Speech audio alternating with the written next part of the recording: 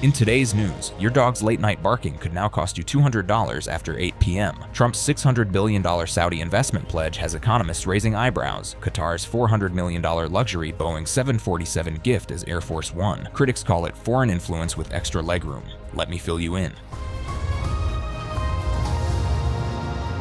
Record numbers of Americans are finding themselves in legal trouble over something they might never expect: their dogs barking. In cities across the country, pet owners face steep fines reaching hundreds of dollars when their canine companions won't keep quiet. This alarming claim has many pet owners worried about late-night barking spells, but the reality is far more complex than this simple statement suggests. The concern is understandable. Dogs bark. It's what they do. But when does normal canine communication cross the line into a finable offense? To answer this question, we need to look beyond the simplified claims and examine what actual ordinances say. In Anchorage, Alaska, excessive barking that continues for just 5 minutes without stopping can land owners in trouble, with fines starting at $100 for first offenses and jumping to $200 for second violations. But here's the critical point. These fines apply regardless of time, not specifically after 8 p.m. Meanwhile, in Laguna Beach, California, officials recently implemented more precise standards for what constitutes a noise violation. The city now requires documented evidence of either 30 minutes of continuous barking or 60 minutes of intermittent barking within a 24-hour period before a complaint can be filed. This approach aims to create an evidence-based standard rather than relying solely on neighbors' subjective perceptions of noise. As one resident puts it, I know for me, having peace is very important. I'm a very quiet person, and so when I'm in my backyard and the dogs start barking, it is disruptive. The fines escalate with each violation: $100 for the first offense, $200 for the second, and up to $500 for subsequent offenses within a 12-month period. Again, these apply to excessive barking at any time, not just after 8 p.m. Chicago takes a different approach, using time-based restrictions but with variable fines. Their ordinance prohibits excessive barking for more than 15 minutes between 7 a.m. and 10 p.m., and for more than 10 minutes between 10 p.m. and 7 a.m., with fines ranging from $50 to $250, not a fixed $200 amount. In Minneapolis, disturbing the peace with a barking dog can result in a $200 citation, while Atlanta's fines start at $150 and can climb as high as $1,000 for repeat offenders, according to a 2022 City Council decision. This patchwork of regulations underscores a crucial point. There is no uniform national standard for dog barking fines, and certainly no widespread $200 fine specifically targeting post-8 p.m. barking. To understand how these ordinances typically work in practice, let's look at Plymouth, Minnesota's approach. According to Sergeant Angela Hausman of the Plymouth Police Department, first of all, we have to realize that all dogs bark from time to time. So I want you to think first about the behavior. Is it typical dog behavior or excessive? If the dog is barking between the hours of 10 p.m. and 7 a.m. intermittently for more than 3 minutes, or for more than 5 minutes outside of that time period, then the dog owners are in violation of the noise ordinance. Notice the time frame, 10 p.m. to 7 a.m., not 8 p.m. The threshold is also remarkably specific: 3 minutes of intermittent barking at night or 5 minutes during the day. These precise standards help both pet owners and neighbors understand exactly what constitutes a violation. Plymouth officials also emphasize communication before enforcement. Community Relations Officer Jim Long recommends, So let's say that your neighbor's dog is violating the noise ordinance. I would recommend that your next step would be to calmly talk to your neighbors. We always encourage people to talk to neighbors before involving the police. only if neighborhood diplomacy fails should residents escalate to official complaints. Before involving the police. Involving the police right off the bat can sometimes cause hard feelings between neighbors. If you're still not seeing an improvement, then the next step is to call the non-emergency line. A community service officer will respond. This graduated response reflects the approach many communities take, acknowledging that barking is natural, setting reasonable limits, encouraging communication, and using enforcement as a last resort. Time-based restrictions on noise make sense from both quality of life and health perspectives. Nighttime noise disturbances can disrupt sleep, which the World Health Organization identifies as crucial for physical and mental health. Many ordinances recognize this by imposing stricter limits during evening and overnight hours. In Laguna Beach, the time-specific standards have sparked debate. Others question whether the documentation requirements are excessive. Excessive too. 30 minutes of recording a dog barking to complain, no. The owners should know the right thing to do. And if This tension highlights the challenge of crafting regulations that protect community peace while remaining reasonable for enforcement. So where did the claim about a $200 fine specifically for post-8 p.m. barking originate? The research suggests it likely stems from a misunderstanding or simplification of various local ordinances. While cities like Anchorage and Laguna Beach do have $200 fines for second offenses of excessive barking, these aren't specifically tied tied to an 8 p.m. cutoff time. The claim appears to blend elements from different ordinances, the $200 fine amount that exists in some cities, combined with time restrictions that exist in others, resulting in an oversimplified statement that isn't strictly accurate anywhere. For pet owners concerned about potential fines, the key takeaway is clear. Check your specific local regulations. Cities typically publish their ordinances online, often searchable using terms like noise, dogs, animals, or nuisance. Understanding the exact requirements in your area is the surest way to avoid violations. Even when ordinances exist, enforcement varies widely. In most cities, animal control or community service officers must witness the violation or receive substantial evidence before issuing citations. In Laguna Beach, the escalating fine structure, $100 first offense, $200 second offense, up to $500 for subsequent violations, demonstrates the typical progressive approach to enforcement. Friday,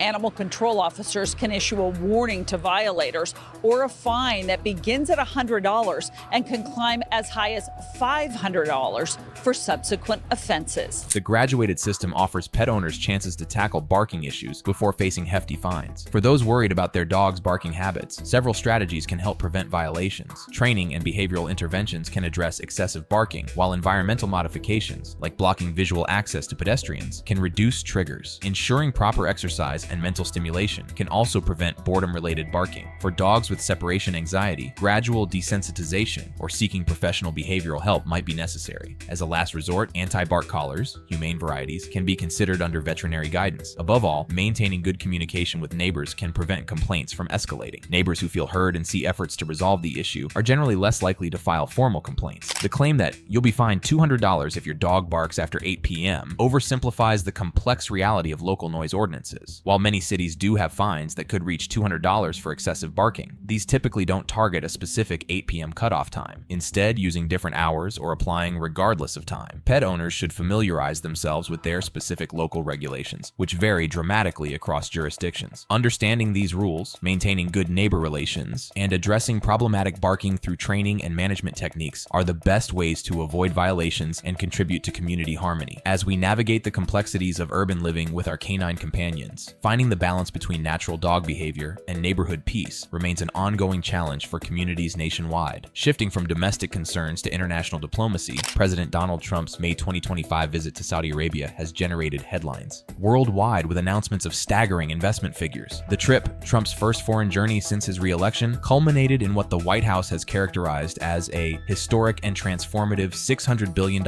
investment commitment from the oil-rich kingdom to the United States. The May 13th, 14 visit centered around high-level talks with Saudi Crown Prince Mohammed bin Salman in Riyadh, where economic cooperation dominated the agenda. Trump, who initially sought an even more ambitious $1 trillion investment pledge, equivalent to Saudi Arabia's entire annual GDP, ultimately secured what still amounts to an eye-popping financial commitment spanning multiple sectors. But as with many diplomatic announcements featuring astronomical figures, questions immediately surfaced about the feasibility, timeline, and substance behind these commitments. Let's break down what we know about this massive economic deal. The White House fact sheet released on May 13th highlights a wide-ranging portfolio of investments across technology, energy, defense, healthcare, and infrastructure. Among the standout components is a record-breaking $142 billion defense deal, nearly twice Saudi Arabia's entire 2025 defense budget of $78 billion, covering Air Force equipment, missile defense systems, and maritime security technology. In the tech sector, Saudi Arabian DataVault plans to invest $20 billion in USAI data centers and energy infrastructure, while major players like Google, Oracle, Salesforce, AMD, and Uber are set to pump $80 billion into transformative technology projects. GE Vernova will export $14.2 billion worth of gas turbines and energy solutions to Saudi Arabia, and Boeing has secured a $4.8 billion contract to supply 737 8-passenger aircraft to Saudi Avilease. Healthcare investments include Shamek 4 Solutions, LLC's $5.8 billion commitment to build a manufacturing facility in Michigan. Additionally, 3 specialized investment funds totaling $14 billion will focus on energy, aerospace, defense, and sports sectors in the U.S. For context, the entire U.S.-Saudi goods trade in 2024 was valued at just $25.9 billion, with $13.2 billion in U.S. exports, $12.7 billion in imports, and a modest $443 million surplus for the U.S. The proposed investments signal a significant leap forward in economic relations between the two nations. While the White House has trumpeted these commitments as transformative, economic experts have raised significant questions about their feasibility, particularly in the short term. Saudi Arabia, despite its oil wealth, faces its own financial constraints that call into question question its ability to deliver such massive investments immediately. The kingdom is projected to face a budget deficit exceeding $70 billion in 2025, according to financial analyses cited by CNBC. This deficit, coupled with increasing borrowing needs, suggests limited capacity for immediate large-scale foreign investments. Karen Young from the Middle East Institute provided a more measured perspective in a BBC interview, suggesting these figures should be taken with a little bit of a grain of salt, viewing them as long-term strategic goals rather than short-term commitments. This aligns with the pattern of such announcements, impressive headlines that may materialize over many years rather than immediate capital flows. The timing of these investment announcements also raises questions about economic context. The U.S. economy experienced its first quarterly decline in 3 years in early 2025, amid disruptions from new import tariffs. This economic backdrop could affect how these investments ultimately play out in practice. To grasp the impact of these new commitments, it's useful to look at Saudi Arabia's existing investments in the U.S. through its Public Investment Fund, PIF, which manages around $925 billion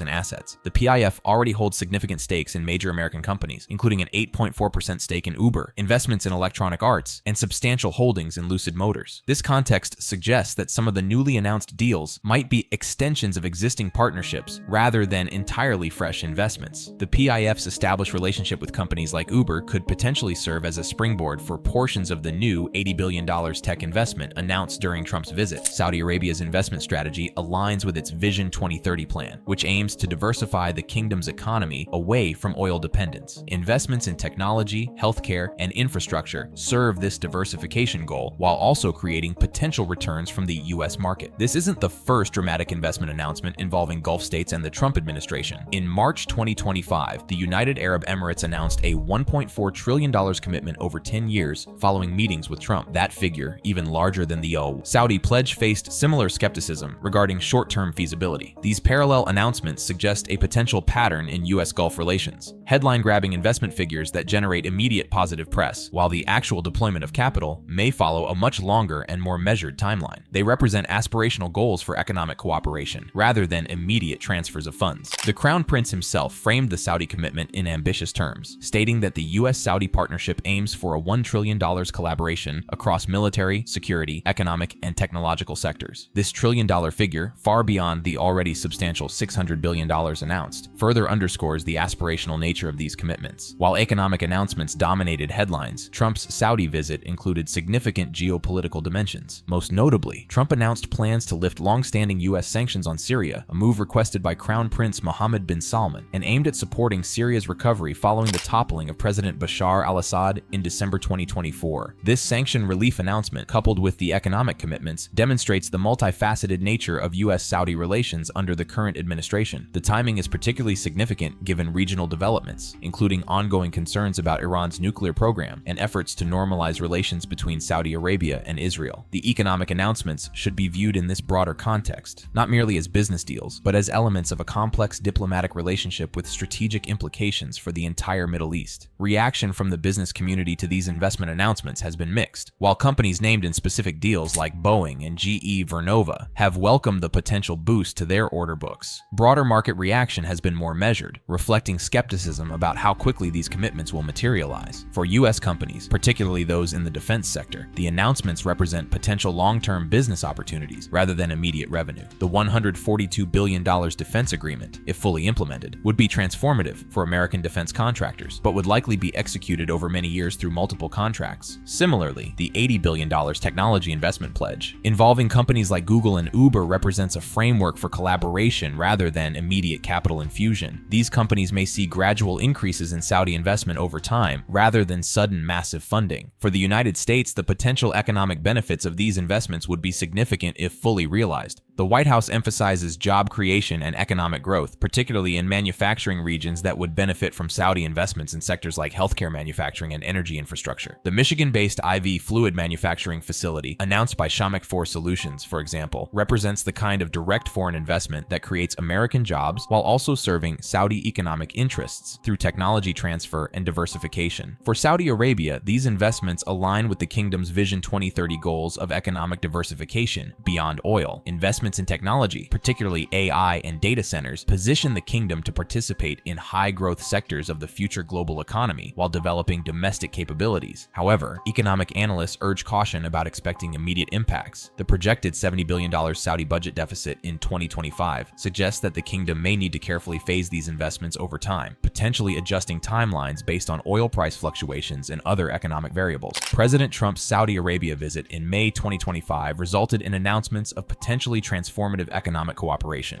headlined by a $600 billion investment commitment spanning defense, technology, energy, and healthcare sectors. While these figures are impressive on paper, questions remain about the timeline and feasibility of implementation. Economic realities, including Saudi Arabia's projected budget deficit and the long-term nature of many announced projects, suggest these commitments should be viewed as strategic goals rather than immediate actions. The pattern of headline-grabbing investment figures seen in both Saudi and UAE announcements points to a diplomatic approach that emphasizes ambitious targets for economic cooperation. Beyond economics, the visit's geopolitical dimensions, including the announcement of Syria sanctions relief, demonstrate the complex and multifaceted nature of U.S.-Saudi relations. As with many diplomatic economic announcements, the true test will be an implementation over the coming years, rather than in the impressive numbers generating today's headlines. As President Trump continues his Middle East diplomatic tour, the economic foundations laid during the Saudi visit will shape U.S. relations with the region for years to come, regardless of how quickly the announced investments actually materialize. From Saudi billions to Qatari aircraft, our final story examines another Middle East controversy with significant ethical and legal implications. President Donald Trump finds himself at the center of a heated debate over Qatar's proposed gift of a luxury Boeing 747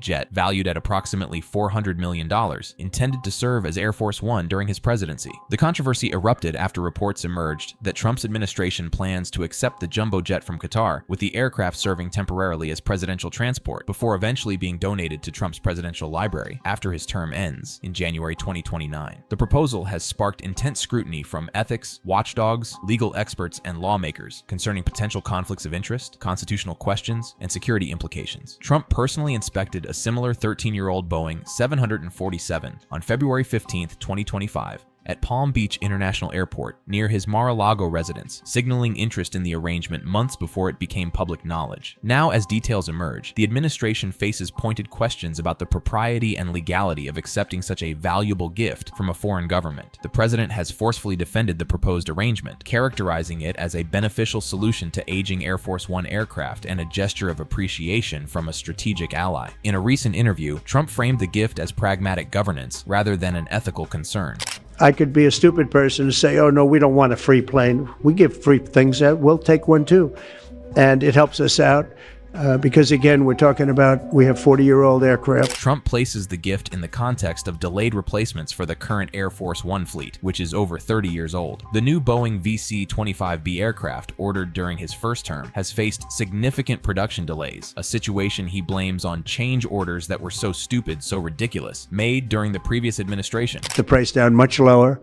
And then when the election didn't exactly work out the way that it should have, a lot of work was not done on the plane because a lot of people didn't know. They made change orders that were so stupid, so ridiculous, and it ended up being a total mess, a real mess. He portrays Qatar's offer as a practical solution to this problem, emphasizing the maintenance costs of the aging fleet. Astronomical, you wouldn't even believe it. So I think it's a great gesture from Qatar. I appreciate it very much. I would never be one to turn down that kind of an offer. Trump also frames the gift in the context of bilateral relations with Qatar, suggesting it reflects appreciation for U.S. security support. I think Qatar, who has really, we've helped them a lot over the years in terms of security and safety. I think they, and very, very nicely, and I have a lot of respect for the leadership and for the leader, Qatar. This framing attempts to position the aircraft as a gesture of diplomatic goodwill rather than a problematic gift with potential strings attached. Despite the administration's characterization of the gift as a straightforward solution to an aging fleet, legal and ethics experts have raised serious concerns about its constitutionality, particularly regarding the emoluments clause. This constitutional provision prohibits federal officials from accepting gifts, emoluments, offices, or titles from foreign states without congressional consent. Kathleen Clark from Washington University School of Law has been particularly critical, accusing Trump of exploiting government resources for personal wealth and noting the unprecedented unprecedented scale of the gift. Jordan Libowitz, spokesman for Citizens for Responsibility and Ethics in Washington, described the situation as unprecedented, highlighting that total gifts to presidents historically do not reach this level. Democratic lawmakers have been vocal in their criticism. Senate Minority Leader Chuck Schumer posted a scathing comment on social media. "Nothing says America first like Air Force One, brought to you by Qatar. It's not just bribery, it's premium foreign influence with extra legroom." Senator Adam Schiff echoed these concerns, accusing the arrangement of corruption. The White House has attempted to address these concerns through legal reviews. The Department of Justice's Office of Legal Counsel prepared a memo, approved by Attorney General Pam Bondi, concluding it is legal for the Defense Department to accept the gift and later transfer it to Trump's library. However, this legal opinion has not quelled criticism from ethics watchdogs and opposition lawmakers. A key point of contention is what happens to the aircraft after Trump leaves office. The plan calls for the Boeing 747 to be donated to Trump's presidential library after his term ends, raising questions about whether he could use it personally, a move critics see as exploiting his office for personal gain. This concern is amplified by Trump's business interests in the Middle East, including a recent deal with Qatari Diyar to build a luxury golf resort in Qatar, announced earlier in 2025. His current ethics agreement, managed by his children, allows his private company to make deals abroad, a departure from his first-term ethics arrangements. Robert Weissman, co-president of Public Citizen, described the arrangement as shocking, stating, "Even in a presidency defined by grift, this move is shocking. It makes clear that U.S. foreign policy under Donald Trump is up for sale. This perception is heightened by Trump's defensive posture, calling critics world-class losers and framing the gift as a free contribution to the Defense Department." Beyond ethics, there are substantive questions about using the Qatari jet as Air Force One. Current and former U.S. military, defense, and Secret Service officials have indicated that Trump would likely need to waive existing security specifications to use the plane, potentially compromising presidential safety. The 13-year-old Boeing 747-8, while luxurious, lacks critical features standard on Air Force One aircraft, such as air-to-air refueling capability, which is essential for long-range presidential travel. Its age also raises questions about maintenance and security upgrades necessary for presidential use. The cost of upgrading the plane to meet minimal Air Force One standards remains unclear, with estimates suggesting it would be far from free, contradicting Trump's characterization. The necessary modifications for secure communications, defensive systems, and other presidential requirements would likely require significant additional investment. Even some conservatives have expressed concerns about the security implications of using a foreign-gifted aircraft for presidential transport, further complicating the proposal's political support. The timing is particularly sensitive given Trump's broader Middle East diplomatic initiatives, including the $600 billion